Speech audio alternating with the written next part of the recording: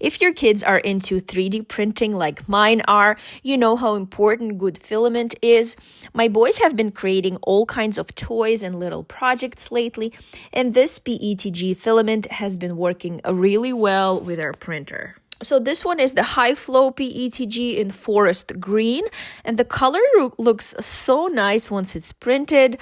One thing I really like is that it's designed for high-speed printing, so projects finish much faster without sacrificing the quality, and it still gives strong and durable prints that hold up really well, which is always great for toys or any functional parts or even outdoor items.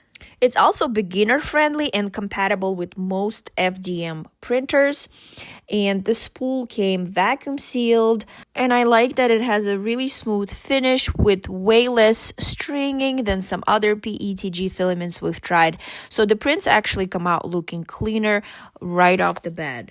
This filament was sent to us for feedback, and I'm honestly impressed with how many color options they offer.